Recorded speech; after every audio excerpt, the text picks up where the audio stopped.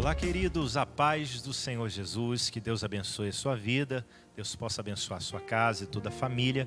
E hoje está entrando no ar mais um programa, Antídoto. E eu tenho certeza que nós estamos chegando aí para mais um programa e o final também de uma série maravilhosa, As 7 Igrejas do Apocalipse. E hoje nós estaremos aí falando sobre a igreja de Laodiceia, uma das últimas igrejas aqui tratadas no livro de Apocalipse. Há quem diga que inclusive se refere também ao tempo atual da igreja do Senhor, se refere também o último tempo da igreja, né? É como se cada igreja fosse um processo, um tempo determinado, e hoje nós estamos vivendo os dias de Laodiceia, onde daqui para frente, em breve, o nosso Senhor Jesus de fato voltará e estará concluindo realmente as promessas dele. Bom, nós falávamos isso um pouquinho lá no início, na introdução dessas cartas maravilhosas às igrejas do Apocalipse. Nós fizemos primeiramente uma introdução, depois nós falamos de cada carta, né? E hoje nós estaremos finalizando aqui esse estudo maravilhoso, nós estaremos falando um pouco mais sobre a palavra de Deus. Eu quero que você esteja atento, que você se ligue, aumente aí o volume do seu aparelho, compartilhe com outras pessoas, esteja atento. Não deixe de colocar também, né, de deixar o like.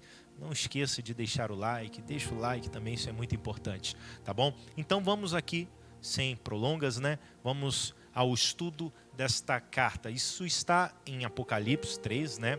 A partir do versículo 14, que diz assim: E ao anjo da igreja em Laodiceia escreve: Estas coisas diz o Amém, a testemunha fiel e verdadeira, o princípio da criação de Deus. Bom, esta carta, ela já começa o Senhor Jesus reafirmando e testificando e confirmando a autoridade dele. É como se ele estivesse dizendo o seguinte: olha, o João, escreve para aquela igreja que quem está falando aqui é que tem autoridade suficiente para falar o que está falando.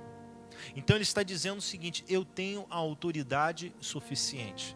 Você não vai ver ele dizendo que ele é o Amém, mas aqui nesta carta ele está dizendo: eu sou Amém, o que assim seja, né? E confirmando, testificando realmente quem ele é. Vai dizer também que é a testemunha verdadeira, fiel e verdadeira. Ou seja, o testemunho dele é fiel, é verdadeiro. O que ele fala procede. E vai dizer também que é o princípio da criação de Deus. Essa parte aqui do princípio da criação de Deus é interessante, porque se não tomarmos cuidado, nós podemos ter uma interpretação um pouco equivocada. Como assim? Existem dois tipos de interpretações nesta parte aqui, o princípio da criação de Deus. O primeiro, que eu particularmente não concordo, que diz o seguinte: o primeiro a ser criado por Deus. O princípio da criação de Deus, o primeiro a ser criado por Deus. Jesus é o primeiro a ser criado por Deus. Não concordo, né, com essa forma, mas o princípio da criação de Deus eu concordo no sentido que ele é o princípio, através dele, por ele. Nós temos vários textos que afirmam que Cristo é de fato o Senhor. Nós temos vários textos. Ou seja, a Bíblia vai dizer, olha só, eu separei alguns aqui, alguns textos, né, que diz que Jesus, ele é eterno. Jesus, ele é eterno. O primeiro e o último também, como diz em Apocalipse 1:18, 1:17, né, ele é Deus conosco, Mateus 1:23. O verdadeiro Deus que se faz carne, como diz em João 1. Ele é o eu sou, João 8:24, né, e por aí vai, outros textos também. O soberano, Senhor dos senhores, o Rei dos reis. Jesus não foi criado, ele não veio a existir. Ele de fato, ele é eterno, né? Ele é Deus. E de fato, irmãos, quem não aceitar que ele é o Senhor, com certeza morrerá com os seus pecados. Então, assim, eu sei que tem pessoas que defendem, que acreditam, né, que Cristo é como se fosse um profeta de Deus, ou apenas alguém enviado por Deus. Ele é muito mais do que isso. Ele é o nosso Senhor. Você vê vários textos da Bíblia, inclusive, Cristo sendo adorado, sendo reverenciado. E ele nunca impediu a adoração. Se um anjo, se algum homem adorasse algum anjo, você via rapidamente o anjo, não faça tal coisa. Eu sou servo juntamente com você, você não pode me adorar.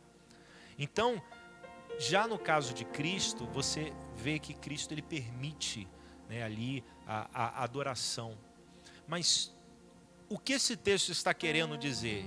Já no versículo 1, ele está querendo, ou melhor dizendo, no capítulo 3, no versículo 14, né, o primeiro versículo aqui desta carta, ele vai dizer o seguinte: eu estou falando porque eu tenho autoridade para falar. Eu sou o princípio, eu tenho autoridade para falar. Bom, prosseguindo, né, o versículo 15 diz assim: conheço as tuas obras, que nem és frio nem quente.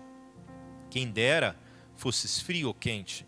Assim, porque és morno e nem és quente nem frio, estou a ponto de vomitar-te da minha boca. No versículo 16 ele conclui, né?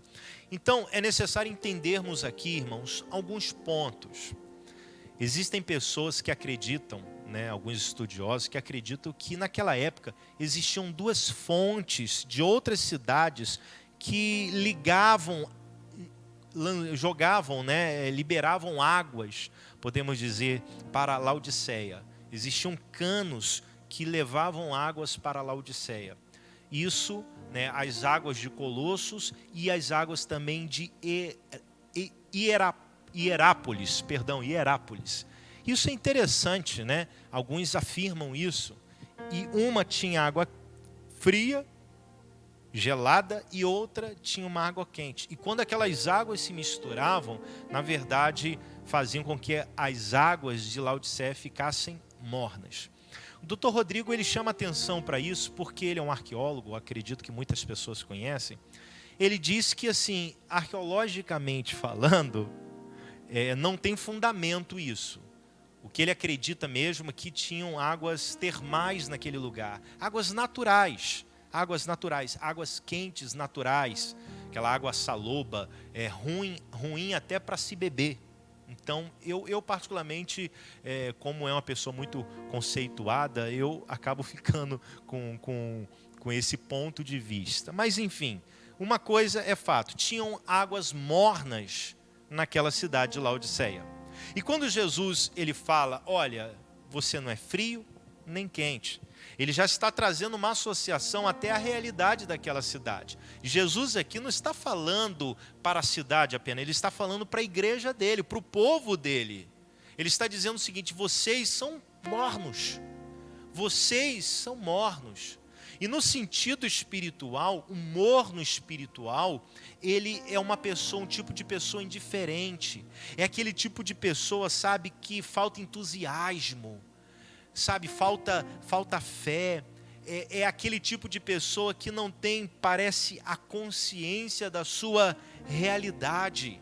Infelizmente, pensa que tem, mas não tem. É um morno espiritual, é um indiferente.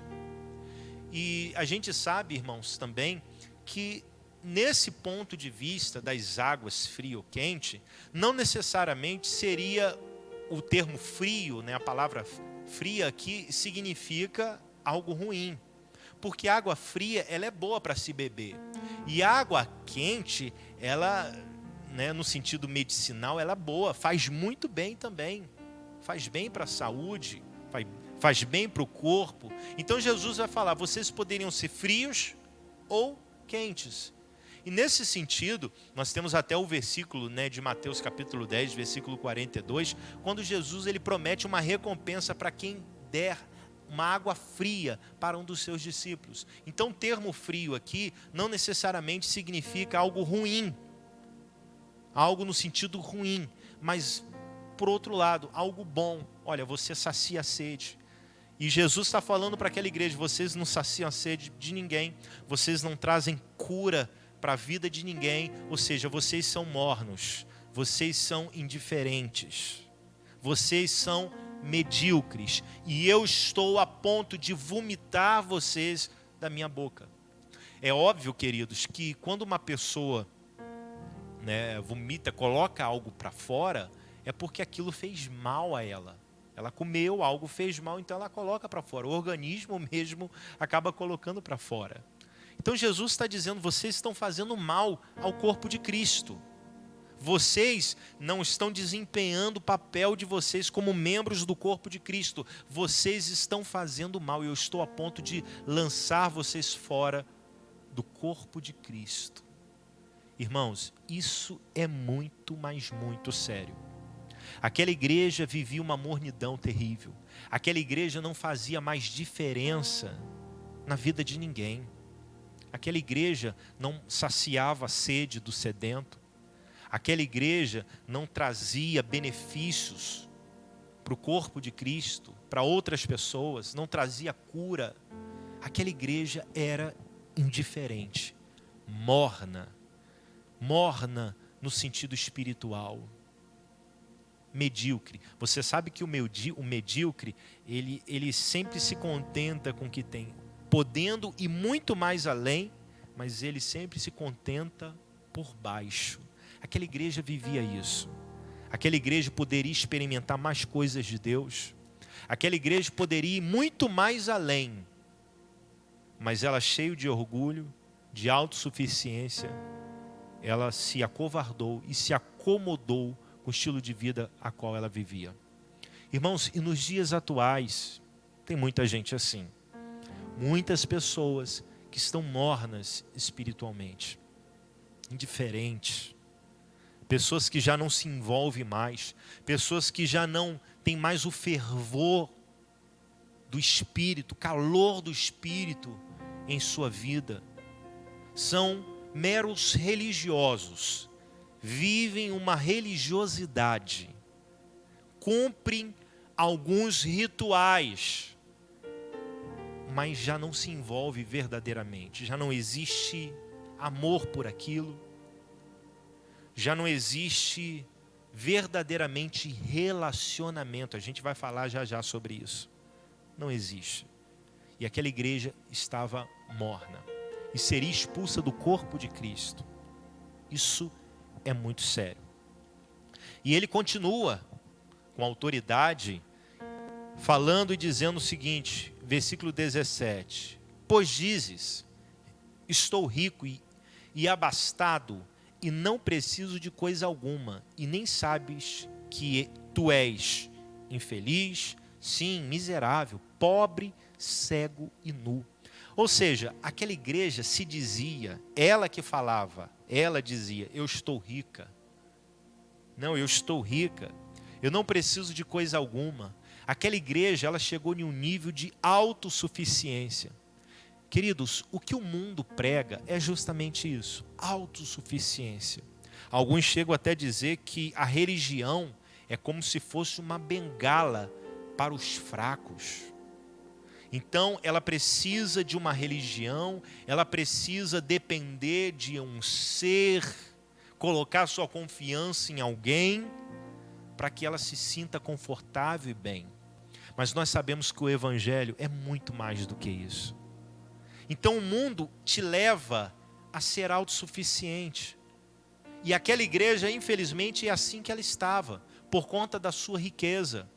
Nós sabemos que Laodiceia era uma cidade muito rica. E com certeza naquela igreja também tinham muitas pessoas ricas, com condições financeiras.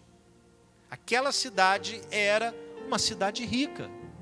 Queridos, e infelizmente, quantas pessoas que têm depositado a sua confiança na riqueza, pelo fato de ter uma condição financeira, um poder financeiro, estão depositando a sua confiança nisso. São pessoas que se sentem autoconfiantes demais, autossuficientes. E aquela igreja chegou a nesse nível, a ponto de não depender mais do Senhor e Salvador. Tem gente que inclusive acha que depende muito de si mesma para viver e receber a salvação. Ou seja, não entende sobre a graça de Deus, não entende que é um pobre, miserável, cego e nu, sem a presença de Deus, sem Deus.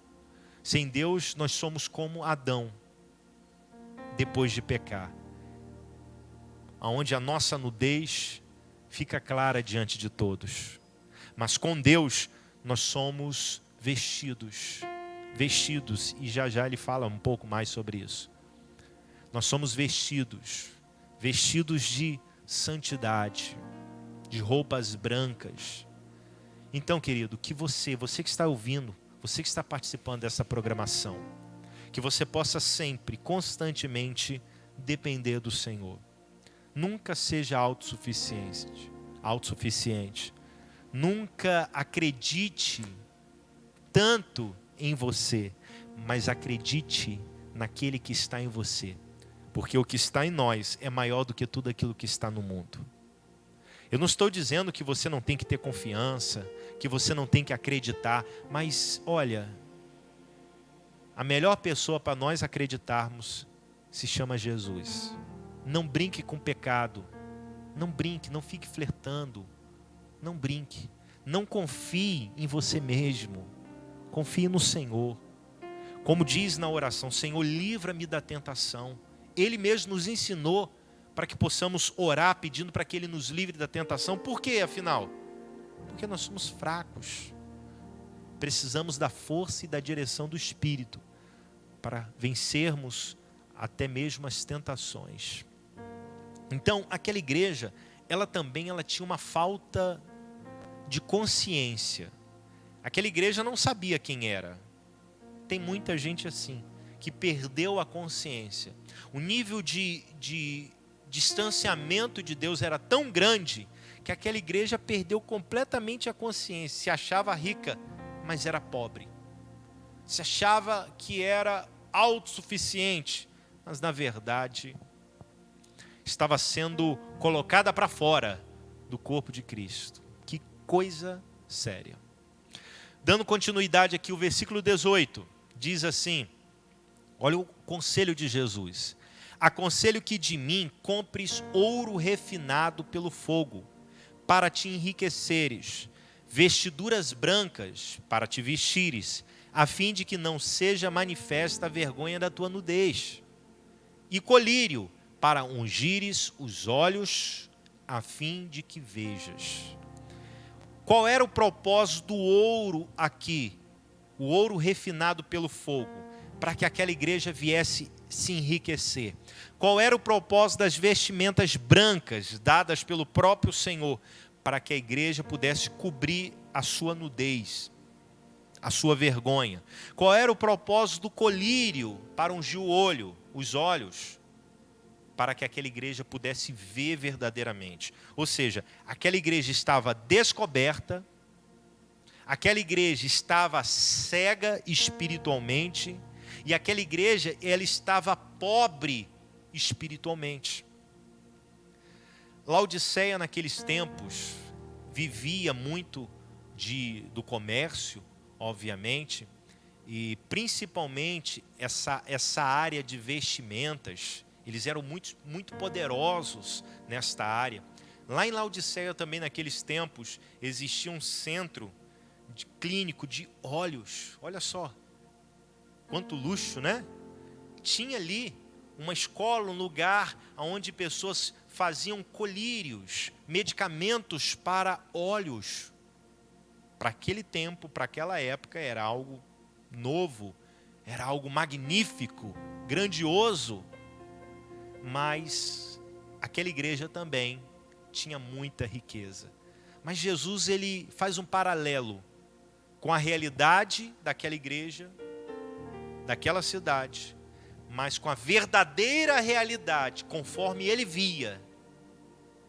Aquela igreja, ela precisava de um colírio que pudesse abrir os olhos espirituais dela, porque aquele colírio que eles usavam lá poderia até servir para a saúde, os olhos físicos, mas não para os olhos espirituais. As vestimentas que eles possuíam era a cidade da moda. Imagine hoje, né, nos dias atuais, Quais são as cidades da moda nos dias atuais? Dizem que é Paris? Não sei. Imagine Laodiceia, a cidade da moda. E Jesus fala para aquela igreja: você está sem roupa, a sua nudez está aparecendo. Imagine a riqueza. E Jesus fala: vocês são pobres. Irmãos, a maior riqueza que nós temos, de fato, é espiritual. E Jesus está falando: eu tenho um ouro refinado, um ouro puro para vocês, para que vocês sejam de fato ricos. Eu tenho vestimentas brancas. Vestimentas brancas fala de pureza. Pureza. Eu tenho vestimentas brancas para vocês, roupas santas, para vocês cobrirem a nudez. Um ser humano, irmãos, sem essas vestes de Cristo, é um ser humano com a sua nudez. É um ser humano com um pecado adâmico. É um ser humano que vive debaixo da maldição do pecado. É um ser humano onde a sua nudez está ali, posta, diante de todos. E muitos, infelizmente, no dia do grande juízo, vão se apresentar nus ainda. Mas que eu e você possamos estar vestidos de vestes brancas. O ser humano nu é aquele ser humano que foi encontrado lá no Jardim do Éden. Quando o Senhor Deus ele pergunta e fala: olha, Adão, onde você está? Eu estou aqui, estou nu. E ele colocou algumas folhas. Aquelas folhas simbolizam tentativas humanas para cobrir a sua nudez. Você pode fazer de tudo para tentar cobrir a sua nudez. Você pode fazer de tudo para tentar cobrir a sua vergonha, esconder o máximo. Você pode fazer certas coisas longe da visão de outras pessoas. Você pode ter algumas práticas, sabe, escondidas, onde ninguém sabe. Mas o Senhor sabe, porque Ele mesmo vai dizer: conheço as tuas obras.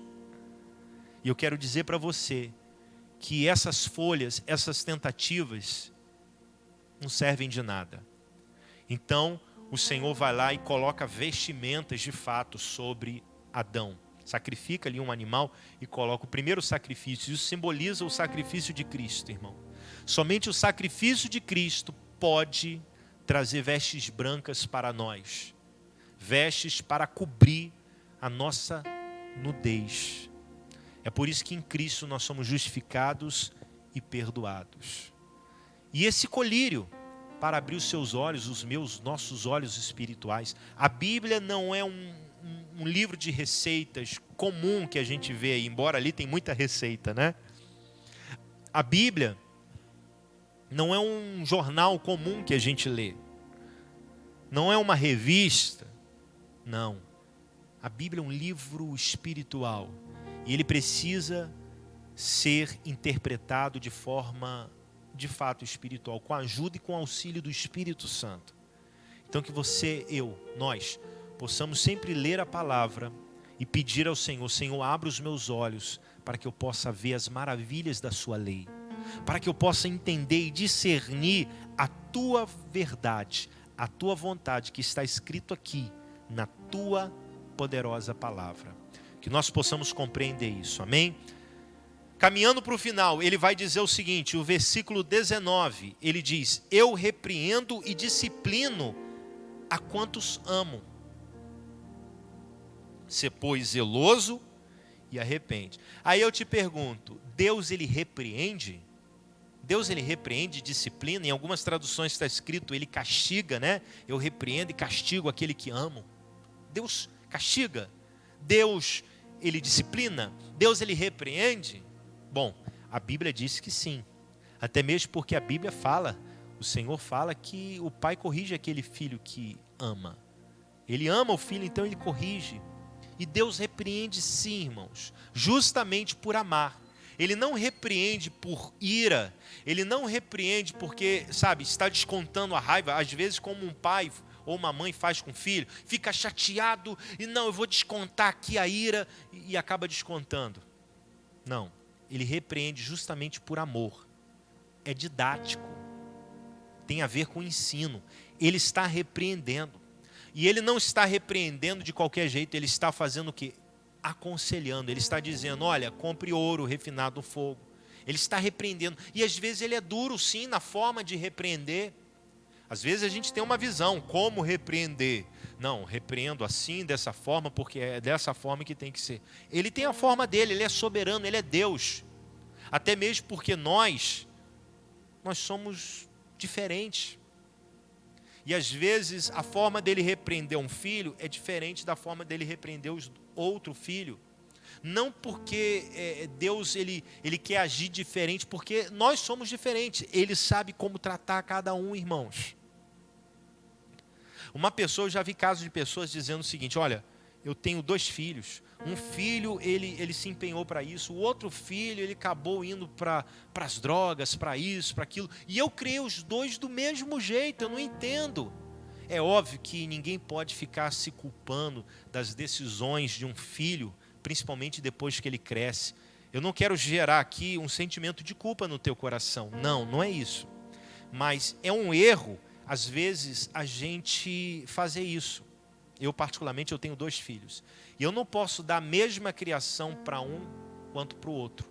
Porque eles são diferentes. Às vezes, para um, eu tenho que ser mais duro. Para outro, não. Para um, eu tenho que ser mais firme falando. Para outro, não. Para um, eu tenho que ser mais severo no castigo. Para outro, talvez não. Então, é óbvio, com muita sabedoria, para não gerar ciúme ali no meio dos filhos, tá? Muita sabedoria, por favor. Mas cada filho, ele tem um perfil, ele tem um jeito. Então o pai, ele corrige e ele sabe repreender. Deus, ele sabe repreender, porque ele não faz isso por ira. Ele faz isso por amor. Ele fez isso por amor e faz isso por amor. Então Deus, sim, ele repreende, ele trata, ele corrige. Amém? Versículo 21. Ele vai dizer: ao vencedor dar-lhe-ei sentar-se comigo no meu trono, assim como também eu venci e me sentei com meu Pai no seu trono. Olha só que coisa interessante. Jesus está dizendo: se vocês vencerem, vocês vão se assentar no meu trono. Ele está dizendo: o trono é meu, o trono é do meu Pai, mas eu vou permitir que vocês se assentem comigo. Irmãos, isso aqui dá sentido de relacionamento. O governo de Cristo não vai ser um governo, distante.